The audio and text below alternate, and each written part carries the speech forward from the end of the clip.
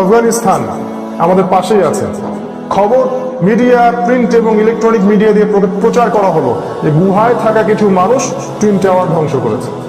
বিশ্বে মিথ্যা হয় তিন প্রকার: ছোট মিথ্যা, বড় মিথ্যা আর 9/11।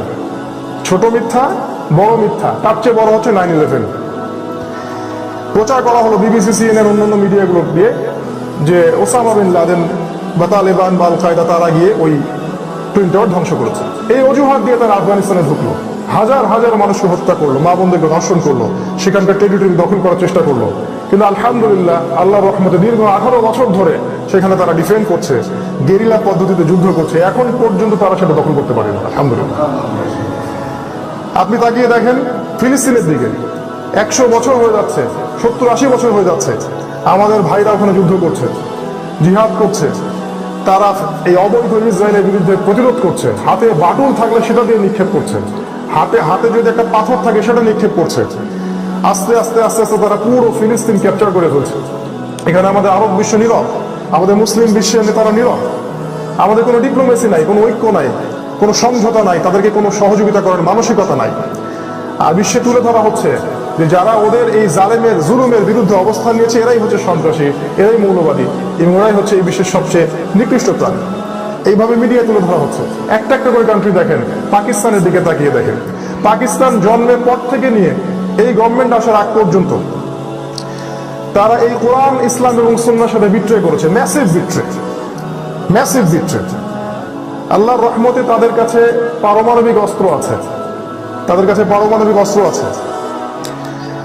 আমেরিকার সহযোগী হয়ে তারা তাদেরকে জায়গা করে দিয়েছিল যে তোমরা আমাদের এখানে ঘাঁটি গাড়ো এবং আফগানিস্তানে বোম্বিং করো। এই পাকিস্তানি ঘাঁটি গেড়ে দিয়েছিল আফগানিস্তানকে বোম্বিং করার জন্য। এবং আজকে তারা এমন ভাবে তাদেরকে ঋণের জালে আবদ্ধ করেছে, ইমরান খান চাইলেও সেখান থেকে আর বের হতে পারছেন না।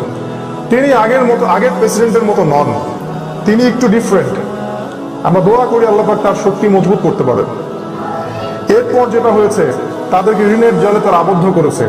পাকিস্তানের বিভিন্ন জায়গায় তারা সিভিল ওয়ার লাগিয়ে দিয়েছে, শিয়া সুন্নি দ্বন্দ্ব লাগিয়ে দিয়েছে, সুদের ঋণে ওদেরকে জর্জরিত করেছে। পাকিস্তান মাথা তুলে দাঁড়াতে পারছে না, যদিও বা তাদের কাছে পারমাণবিক অস্ত্র আছে। মিয়ানমারের দিকে তাকিয়ে দেখেন, আমাদের মুসলিম ভাইরা সেখানেই কচুকাটা হলো। বাংলাদেশে তারা আশ্রয় নিল। বিশ্বের কোন কান্ট্রি, কোন জোট, কোন আরব লীগ, কোন ওআইসি, কোন ন্যাটো, কোন জাতিসংঘ ওদের পক্ষে কথা বললো, অবস্থান নিল? ওদের কি হলো আজ পর্যন্ত? মানুষ আস্তে আস্তে ওদের কথা ভুলে গেল, কিন্তু আল্লাহ পাক কিছুই ভুলে যান না। একটা একটা করে কান্ট্রি দেখেন আপনি, Libya, Syria, Jordan, Lebanon, Pakistan, Afghanistan, ইরাকে বলা হলো সাদ্দাম হুসাইনের কাছে পারমাণবিক অস্ত্র আছে। এই অজুহাত দিয়ে ওখানে আক্রমণ করা হলো এবং ইরাকের অসংখ্য মা বোনদেরকে ধর্ষণ করা হলো। আবু গারিব কারাগারে তাদেরকে ন্যাংটা করে পর্নোগ্রাফিতে লিপ্ত করা হয়েছে। আমাদের মা বোনদের, আমাদের রক্ত গরম হয়নি, আমরা কোনো ইনিশিয়েটিভ নেইনি।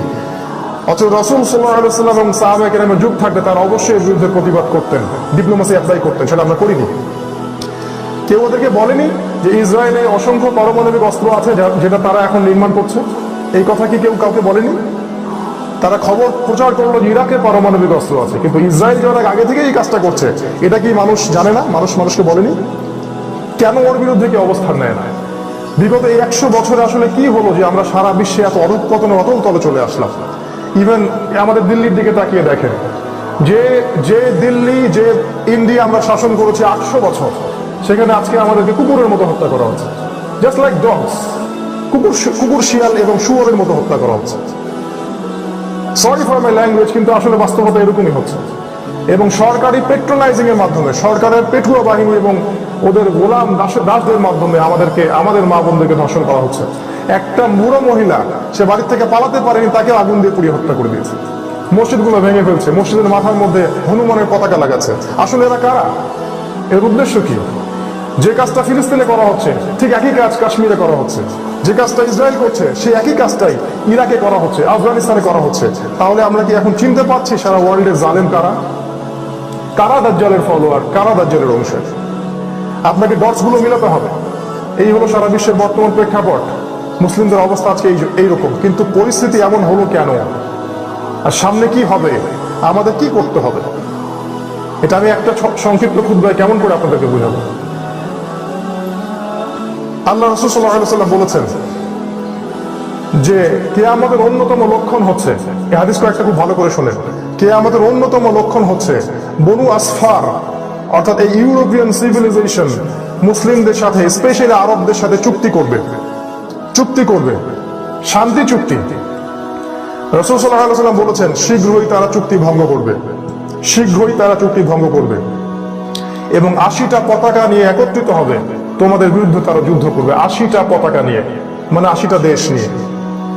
তিনি বলেছেন প্রত্যেক পতাকার নিচে 12,000 সুসজ্জিত সমরাস্ত্রের প্রশিক্ষণপ্রাপ্ত সৈন্য থাকবে। আমাদের মোহাম্মদ বিন সালমান কি কথাটা জানে? আমাদের তুরস্কের প্রেসিডেন্ট রিসেপ তাইয়িপ এরদোগান কি কথাটা জানেন? এই হাদিসটা কি তারা পড়ে দেখেছেন?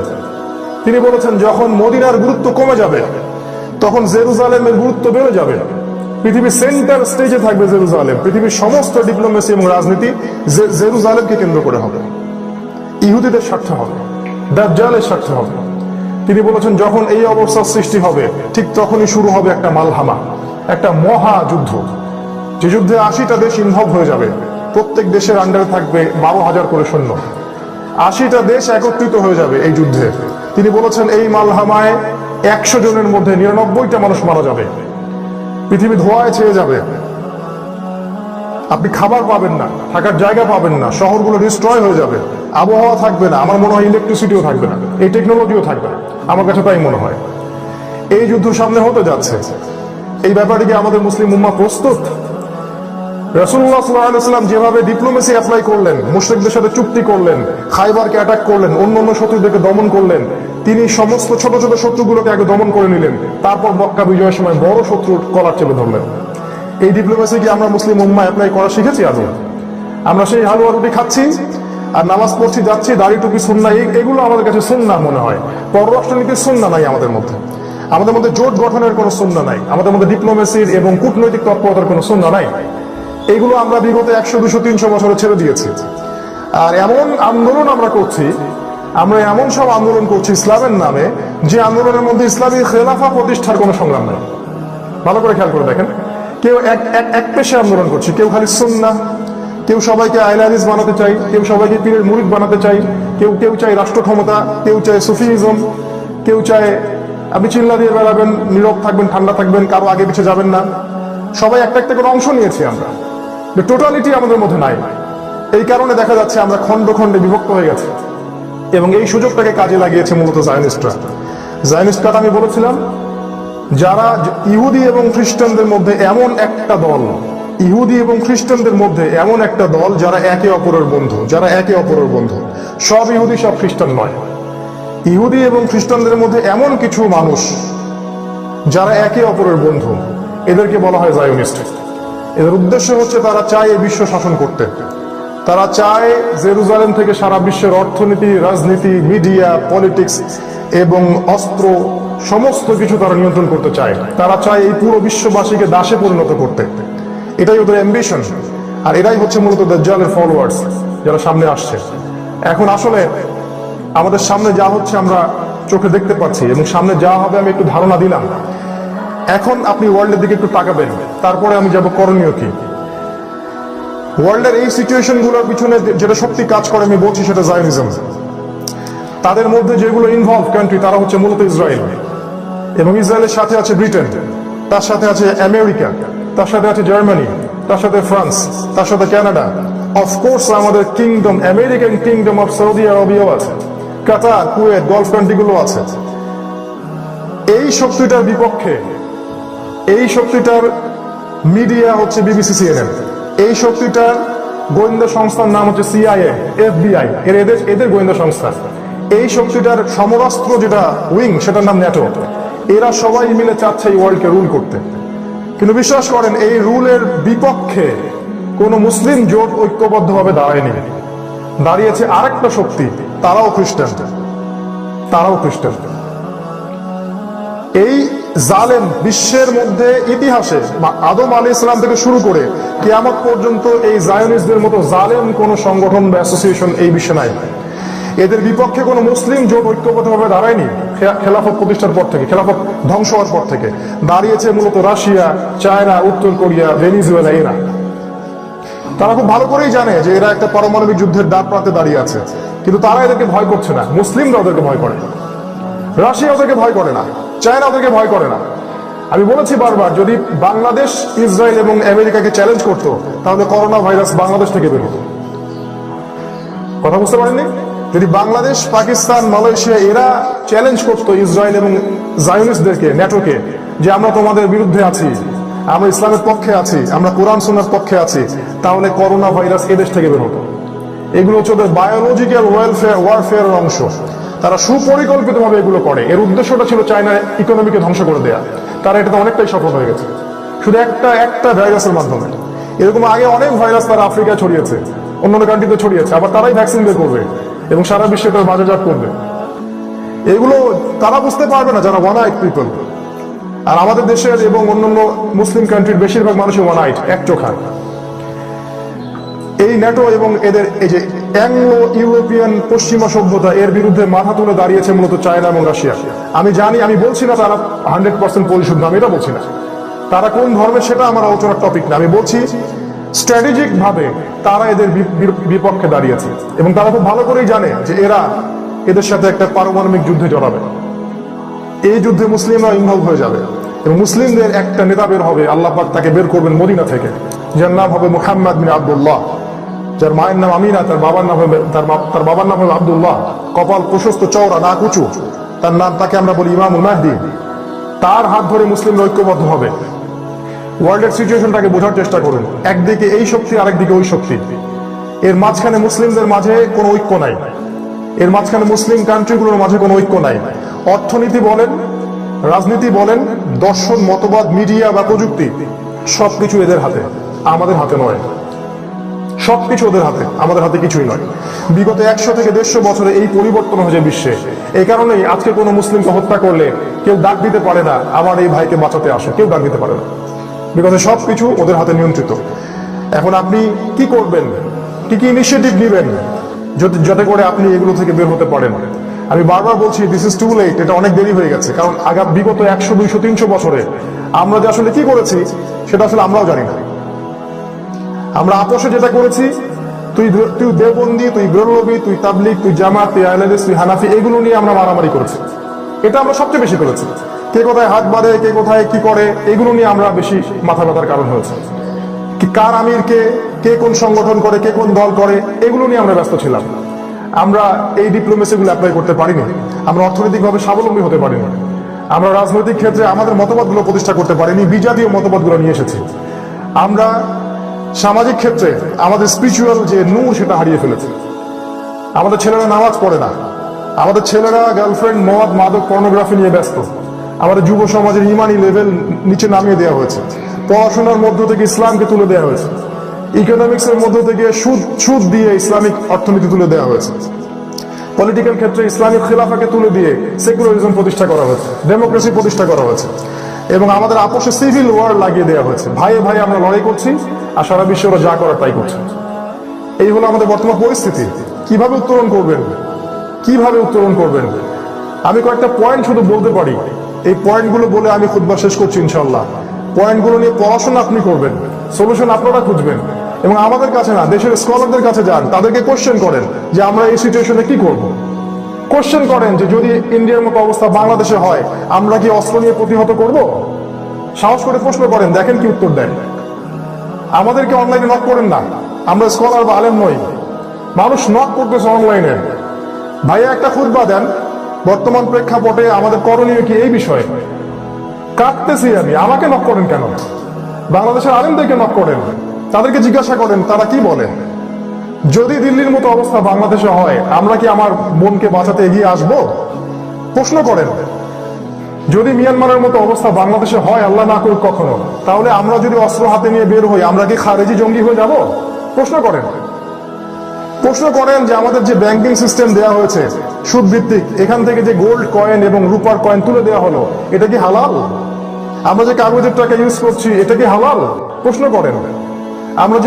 আমরা যে পলিটিক্যাল সেক্টর যে মতবাদগুলো লালন করছি, এগুলো কি হালাল, জায়েজ? আমরা ইসলামিক খেলাফা রিস্টোর করার কোনো চেষ্টা করছি না, এটা কি জায়েজ?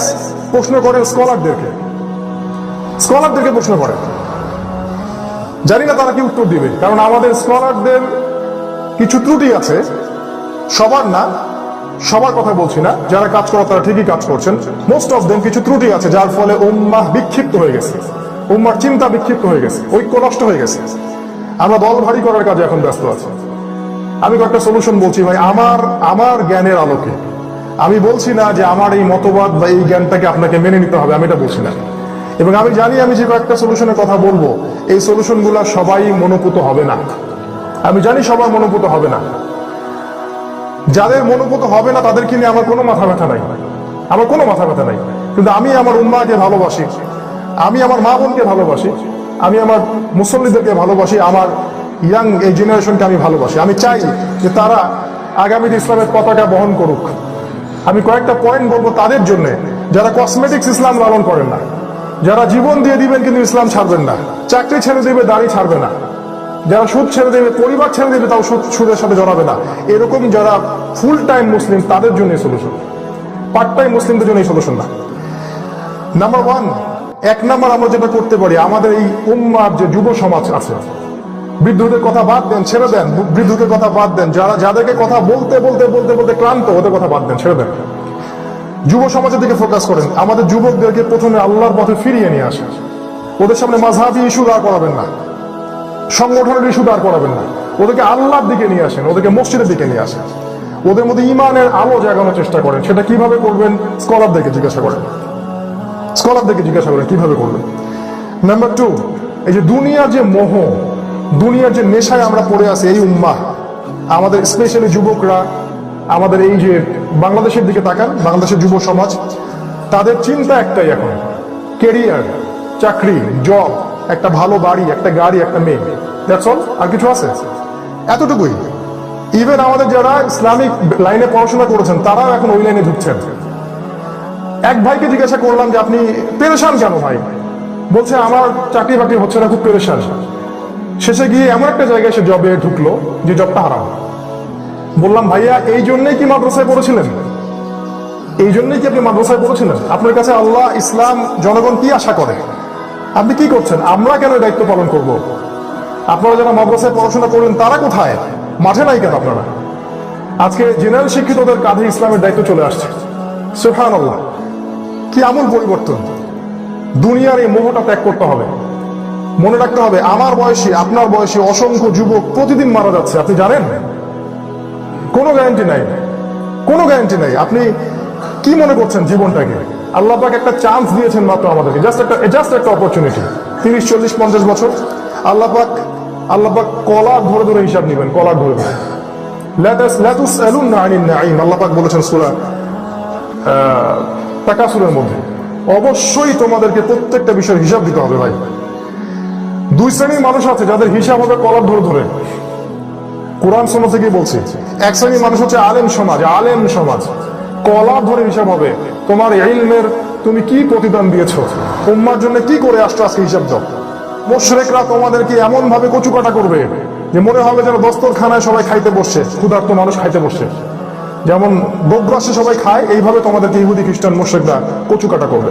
সাহাবায়ে কেরাম অবাক হয়ে বললেন, আমরা কি সংখ্যায় কম হব ইয়া রাসূলুল্লাহ? আমরা কি ওই দিন সংখ্যায় কম হব?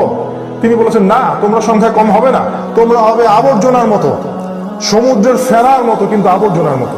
তোমাদের ভিতরে দুইটা বিষয় ঢুকে যাবে যার ফলে তোমাদের এই করুণ পরিণতি হবে।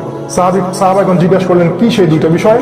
তিনি বললেন, একটা হচ্ছে আল ওয়াহান মানে দুনিয়ার মোহ এবং মৃত্যুর ভয়। তোমরা আল্লাহর পথে জীবন দিতে চাইবে না, হক কথা বলতেই চাইবে না। জীবন দেওয়া তো দূরের কথা, জীবন দেওয়া তো অনেক বড় স্টেজ, হক কথাটা বলতেও চাইবে না। আর একটা জিনিস তোমাদের ভিতরে ঢুকে যাবে, সেটা হলো দুনিয়ার মোহ। এই দুইটা বিষয় যখন তোমাদের ভিতরে ঢুকে যাবে তখন তোমাদের এই পরিণতি হবে। আল্লাহ পাক বোঝার তৌফিক দান করুন, আল্লাহুম্মা আমিন। আল্লাহর দিকে প্রত্যাবর্তন করুন হে মুমিন মুসলিম ভাই, এবং দুনিয়ার মোহকে ত্যাগ করুন। দুনিয়া যতটুকু দরকার অতটুকুতে সন্তুষ্ট থাকুন। আপনার যতটুকু আছে এর বেশি আপনি চাইতে যায়েন না। যদি 10,000 টাকায় আপনার পরিবার চলে যায়, 20,000 টাকার দিকে যাওয়ার দরকার নেই আপনার। ওই সময়টা আপনি দিনের পথে ব্যয় করেন। 3 নাম্বার, আমাদের যেটা আমরা করতে হবে সেটা হলো ইলম অর্জন করতে হবে। স্পেশালি কোরআন সুন্নাহর ইলম তো অর্জন করতেই হবে। এর কোনো মা বাপ না, এটা করতেই হবে আপনাকে। তারপরে আরো কিছু ইলম আপনার দরকার আছে, যেমন রাজনীতির জ্ঞান দরকার আছে, আপনার দর্শনের জ্ঞান দরকার আছে, আপনাকে পলিটিক্যাল সায়েন্স বুঝতে হবে, আপনাকে অর্থনীতি বুঝতে হবে, স্পেশালি এই আখিরুজ জামান সম্পর্কে আপনাকে জ্ঞান অর্জন করতে হবে। শেষ জামানায় কি কি হচ্ছে, কেন হচ্ছে, সামনে কি হবে, এটা আপনার ফুল কনসিয়াসনেস থাকতে হবে। আরেকটা বিষয়ের জ্ঞান খুব দরকার, সেটা হলো ওয়ার্ল্ড অ্যাফেয়ার্স। সারা ওয়ার্ল্ডের কোথায় কি হচ্ছে এটা প্রত্যেকটা যুবকের নখদর্পণে থাকা চাই। মাদ্রাসার এক ভাই বলছেন সিরিয়াতে অনেক ভাইকে হত্যা করা হচ্ছে। জিজ্ঞাসা করলাম সিরিয়ার রাজধানীর নাম কি, বলতে পারে না। চিন্তা করেন, তার মাথা ব্যথা আছে, সিরিয়াতে মানুষকে মারা হচ্ছে, কিন্তু সে বলতে পারে না সিরিয়ার রাজধানীর নাম কি। এই যদি হয় আমাদের এডুকেশন প্যাটার্ন, তাহলে এই উম্মাহকে দিয়ে আপনি কি আশা করতেছেন? ইলম অর্জন করতে হবে ভাই। 4 নাম্বার আসেন, ইলম অনুযায়ী আমল করতে হবে। যতক্ষণ পর্যন্ত জ্ঞান, আল্লাহর দিকে প্রত্যাবর্তন এবং আমলটা একসাথে আসবে না, ততক্ষণ পর্যন্ত ভিতরে ইমানের নূর আসে না। আর ইমানের নূর যতক্ষণ ভিতরে আসবে না, এই অন্ধকারাচ্ছন্ন হৃদয়ের মানুষগুলোকে দিয়ে আপনি দাওয়াত এবং জিহাদ আশা করতে পারবেন না, সম্ভব না। যখন ভিতরে লাইট আসবে, তখন কথার মধ্যে স্পিড আসবে, ভিতর থেকে কথাগুলো আসবে, তখন আপনি উম্মার ক্রন্দন দেখে কাঁদবেন, আপনার কাছে খারাপ লাগবে, কষ্ট হবে, আপনি রাত্রেবেলা চোখের পানি ফেলবেন, চিন্তা করবেন কি করা যায়। আর যদি এটা না থাকে, ইমান না থাকে, ইলম না থাকে, আমল না থাকে, তাহলে এগুলো নিয়ে আপনার কোনো মাথা ব্যথা হবে না। আপনি ক্যাটলস বা গবাদি পশুর মতো জীবন লিড করবেন। আল্লাহ পাক সূরা আনআমের 179 নম্বর আয়াতে যেটা বলেছেন, উলাইকা কাল আনআম বাল হুম আদাল, তারা হচ্ছে জানোয়ারের মতো, বরং তার চেয়ে নিকৃষ্ট। 5 নাম্বার, ফ্যামিলি গঠন করতে হবে ভাই। ফ্যামিলি এমন ভাবে গঠন করতে হবে যে আপনার স্ত্রী, আপনি যদি নাও থাকেন, আপনার স্ত্রী যেন আপনার সন্তানদেরকে মুজাহিদ করে গড়ে তুলতে পারে। আপনাকে এমন সন্তান জন্ম দিতে হবে, বেশি বেশি সন্তান নেন, ওইসব দাজ্জালের ধোঁকা বাদ দেন, বেশি বেশি সন্তান নেন এবং প্রতিটা সন্তানকে এমন ভাবে লালন পালন করেন, গড়ে তোলেন, আমরা যখন থাকবো না, ইনশাল্লাহ এরা যেন আল্লাহর পতাকা হাতে নিয়ে অগ্রগামী হতে পারে, এমন ভাবে সন্তানকে মানুষ করে। প্রত্যেকটা বাচ্চাকে এমন ভাবে গড়ে তুলতে হবে যাদের ভিতরে কোরআন থাকবে, ঈমান এবং নূর থাকবে, যারা কোনোভাবেই কোনো অবস্থাতেই এইসব জায়নিজমের সামনে মাথা নত করবে না, দাজ্জালের সামনে মাথা নত করবে না। যদি হাতে কিছু না থাকে, হাসি মুখে জীবন দিবে, তারপরেও এরা দাজ্জালের সামনে মাথা নত করবে না, এমন প্রজন্ম গড়ে তুলতে হবে। আমরা কি কনসিয়াস? আমাদের বাচ্চারা এখন ডিগ্রি অর্জন করবে কি, সেটা নিয়ে কনসিয়াস? সারাটা জীবন ব্যয় করে দিচ্ছে, কোটি কোটি টাকা, লাখ লাখ টাকা, সময় শ্রম অঢল ভাবে ব্যয় করতেছে একটা ডিগ্রি, মাস্টার সার্টিফিকেট, অনার্স সার্টিফিকেটের জন্য। অথচ ভিতরে 10টা কোরআনের আয়াত নাই, গার্ডিয়ানের কোনো মাথা ব্যথা নাই। এই গার্ডিয়ান যখন মারা যাবে, আপনার কি মনে হয় এই বাচ্চা তার জন্য দোয়া করবে? কখনো নয়। পরিবারটা গঠন করতে হবে ভাই। পরিবারের সদস্যরা যদি হাজারো বোঝানোর পর কথা না শোনে, ছেড়ে দেন তাদেরকে, আলাদা হয়ে যান। ইমানের সাথে কোনো আপোষ করার দরকার নেই। পরিবারের সদস্যরা যারা আপনার আন্ডারে আছে, হাজারো বোঝানোর পর যদি শুধরায় না, ওদেরকে আলাদা করে দেন, একদম আসহাবুল কাহফের মতো হয়ে যান। খিদির আলাইহিস সালাম বাচ্চাকে হত্যা করে ফেলছিলেন, কারণ এই বাচ্চা বড় হয়ে কাফের হবে, পরিবারকে কুফরিতে নিয়ে যাবে। সতর্ক হতে হবে, পরিবারের ব্যাপারে সচেতন হন। আল্লাহ পাক আমাদেরকে তৌফিক দান করুন। 6 নাম্বার হচ্ছে শারীরিক প্রস্তুতি। আমাদের যুব সমাজকে এই করাপ্টেড খাবারগুলো ত্যাগ করতে হবে। যে খাবারগুলো আমরা ভক্ষণ করছি, এগুলো করাপ্টেড। আমাদেরকে সেই শিকড়ে ফিরে যেতে হবে। এমন ভাবে আমাদের ফিজিক্যাল স্ট্রাকচার গড়ে তুলতে হবে, সেটা ব্যায়ামের মাধ্যমে হোক, ফজরের পরে দৌড়ানোর মাধ্যমে হোক, এক্সারসাইজের মাধ্যমে হোক, যেভাবে হোক, ভালো ফুড হ্যাবিটের মাধ্যমে আপনার ফিজিক্যাল গ্রোথটা যেন মেদালা, ভুড়িয়ালা না হয়। মুসলিমদের ভুড়ি ছিল, এটা কখনো কল্পনাও করা যেত না, এটা কখনো কল্পনাতে ছিল না। উমর রাদিয়াল্লাহু আনহুর সামনে এক ব্যক্তি আসছিল ভুড়িয়ালা, উনি লাঠি দিয়ে গুতা মেরে বলেছিলেন, মা হ্যাঁ এটা কি? তিনি বলেছেন, বারাকাতাম মিন ইনদিল্লাহ। বোকা লোকটা বলেছিল আল্লাহর বরকত এটা। উমর বলেছেন, বাল আযাব মিন ইনদিল্লাহ, এটা আল্লাহর আযাব। বোকা লোক কোথাকার, বুঝো না? মুসলিমদের ভুড়ি ছিল, এটা চিন্তা করা যেত না তখন। আজকে দেখেন আমরা এমন ভাবে ফিজিক্যালি উইক হয়ে গেছি, আমরা কিন্তু এই জিহাদের ময়দানে টিকতে পারবো। তাই এই শহরের এই সব পলিউশন ছেড়ে কান্ট্রি সাইডে যেতে হবে এবং সেখানকার আলো বাতাস আপনাদেরকে অভ্যস্ত হতে হবে, সার্ভাইভ করতে হবে, ফিজিক্যালি স্ট্রং থাকতে হবে। আল্লাহ পাক তৌফিক দান করুন। এটা আমাদের একটা অন্যতম কাজ করতে হবে। আল্লাহ পাক তৌফিক দান করুন। আরেকটা কাজ হচ্ছে জায়োনিস্টদের সমস্ত পণ্য বয়কট করতে হবে। আমি কথাটা আগে কখনো বলিনি, কিন্তু এখন বলছি এই কারণে যে এটার অনেক সুদূর প্রসারী ফল আছে। পণ্য বয়কটের অনেক সুদূর প্রসারী ফল আছে। কিভাবে জানেন? যখন আমাদের এই উম্মার মুসলিমদের সংখ্যা প্রায় 200 কোটি, 200 কোটি মুসলিমের মধ্যে মাত্র 10 কোটি মুসলিমও যদি ওদের পণ্যগুলো বয়কট করে, ব্যবসা ধস নেমে যাবে। ওদের ব্যবসা ধস নেমে যাবে। যখন ওদের ব্যবসায় ধস নেমে যাবে তখন তারা আমেরিকার প্রতি নির্ভরশীলতা থেকে বের হয়ে আসবে, ওদের মধ্যে সম্পর্কের অবনতি ঘটবে এবং আমরা বয়কটের মাধ্যমে ওদেরকে চিনতে পারবো, মনে থাকবে আমাদের যে এরা আমাদের শত্রু, আমরা শত্রুদের কথা ভুলে গেছি। যখন আমরা বয়কট করব, আপনি জানেন না আপনাকে তারা যে পণ্য বিক্রি করছে ওই পণ্যে বিক্রির টাকা দিয়ে তারা বুলেট কিনতেছে, ওই বুলেট দিয়ে তারা আমাদের মাদেরকে হত্যা করতেছে। ইসরায়েলের যতগুলো প্রোডাক্ট আছে এই প্রোডাক্টের যে লাভ আসে এই লাভের 5% তারা তাদের রাষ্ট্রের পারপাসে ব্যয় করে, ফিলিস্তিনের জনগণকে জুলুমের ক্ষেত্রে ব্যয় করে। আমি যদি ওই প্রোডাক্টটা না কিনি, আমি একটা বুলেটকে ঠেকিয়ে দিয়েছি। সিরিয়াসলি, আপনি যদি প্রোডাক্টটা না কিনেন আপনি একটা বুলেটকে ঠেকিয়ে দিয়েছেন। এটা এককভাবে করা সম্ভব নয়, কমিউনিটি ভাবে করতে হবে, কমিউনিটি ভাবে করতে হবে। এবং আমাদের মুসলিম উম্মার যারা লিডার তারা যদি এই পদক্ষেপগুলো নিতেন তাহলে অনেক ভালো হতো। কারণ আল্লাহ পাক আমাদেরকে সব দিয়েছেন, কিন্তু আমাদের লিডাররা বেশিরভাগই দিনকে দুনিয়ার বিনিময়ে বিক্রি করে দিয়েছেন। I am very sorry to say, কিন্তু এটাই হচ্ছে বাস্তবতা। দিনটাকে বিক্রি করে দিয়েছেন দুনিয়ার বিনিময়ে। বয়কটটা একটা অস্ত্র, এটা আমরা করতে পারি। আর একটা আছে 8 নাম্বার 9 নাম্বার, ব্যাপক দাওয়া। ব্যাপক দাওয়া, এই দাওয়ার কাজটা করতে হবে প্রত্যেকটা যুবককে। অ্যাটলিস্ট এই অবস্থায়, উম্মার এই অবস্থাতে প্রত্যেকটা মানুষকে পার্ট টাইম দায়ী হওয়া উচিত। পার্ট টাইম দায়ী, কাউকে বসে থাকলে চলবে না, প্রত্যেককে দাওয়াতি কাজ করতে হবে। এবং এই দাওয়াতি কাজে দল মত সংগঠনে সব ভুলে যেতে হবে। যারা আমাদেরকে এগুলো শিখায় ওদের মুখে থুতু দিবেন। আমার কথা শুনছেন? যারা আমাদেরকে এগুলো শিখায় যে মুসলিমরা বিভক্ত হয়ে যাবে, তুমি আবার এখানে থাকো, ওখানে যাওয়া যাবে না, ওরা আমার ভাই না, ওরা কাফের, আমি ভালো আমি খারাপ, এগুলো যারা শিখায়, এই সেক্টেরিয়াল ডিভিশন যারা শিখায়, ওদের দিকে থুতু ফেলেও সময় নষ্ট করবেন না। আপনি এগিয়ে যান সামনের দিকে। ওদের দিকে থুতু ফেলেও সময় নষ্ট করবেন না, আপনি সামনের দিকে এগিয়ে যান। আমাদের এখন এইসব চিন্তা করার সময় নাই। কে হানাফি, কে আইলাদিস, কে তাবলিগ, কে জামাত, কে চরমনে, এগুলো ভাবার সময় নাই। আমরা আকীদা দেখবো, আকীদার মধ্যে মিল আছে কিনা। আমলের মধ্যে অনেক ইখতিলাফ থাকতে পারে, সেটা থাকতেই পারে, সাহাবীদের মধ্যেও ছিলেন। দাওয়াতি প্ল্যাটফর্মটা হবে এমন যেখানে লিবারেল সবাই এখানে আসতে পারবে। দেখেন কোরআন আমাদেরকে বলেছে, আজকে সময় নাই আমি বলতে পারলাম না, কোরআন আমাদেরকে বলেছে শেষ জামানায় মুসলিমদের সাথে রোমকদের সন্ধি হবে। রোম যারা রোম কারা, রোম আবার আমেরিকা মনে করবে, ইতালি, ওগুলো রোম না। রোম তারা যারা সত্যিকার অর্থে খ্রিস্টান, যারা বলে আমরা নাসারা, যারা গডলেস না, যারা অহংকারী না, যাদের মধ্যে পাদ্রী দরবেশরা আছে, এখনো তারা ঈসা আলাইহিস সালামের রেখে যাওয়া নিদর্শনগুলো ফলো করে চলে। ওদের সাথে আল্লাহ রাব্বুল আলামিন কোরআনে এবং রাসূল সাল্লাল্লাহু আলাইহি ওয়াসাল্লাম হাদিসের মধ্যে আমাদেরকে জোট গঠন করতে বলেছেন। যদি ওদের সাথে জোট গঠন করা যায় তাহলে আমাদের মুসলিমদের মধ্যে জোট গঠন করা যায় না? সে কি কাফের হয়ে গেছে নাকি? এই কথাগুলো যারা বলে বুঝে নেবেন এটা দাজ্জালের অনুসারী। এদের থেকে মুখ ফিরিয়ে নিন, ওদের দিকে তাকিয়েও সময় নষ্ট করবেন না। আপনি সবাইকে ইউনাইটেড করার চেষ্টা করেন। যার হজম হয় না এই কথাগুলো সে তার রাস্তায় চলুক, আমরা আমাদের রাস্তায় চলবো। ওদের দিকে তাকিয়ে সময় নষ্ট করার দরকার নাই। দাওয়া দিতে হবে ব্যাপক, প্রত্যেক মসজিদে, প্রত্যেকটা এলাকায়, প্রতিটা জায়গায় এরকম লিবারেল কমিউনিটি গড়ে তুলতে হবে, যারা দল মত নির্বিশেষে আল্লাহ এবং তার রাসূলের জন্য ঐক্যবদ্ধ হবে। আমরা কারো ক্ষমতার লোভী নই, আমরা জঙ্গিবাদ ছড়াতে চাই না, আমরা আমাদের জনগণকে সচেতন করতে চাই যে সামনে যে সময়টা আসছে এই সময় যেন আমরা ঐক্যবদ্ধ থাকতে পারি, একসাথে ডিফেন্ড করতে পারি। কারণ আমরা আগে আক্রমণ করবো না, আমরা ডিফেন্ড করব,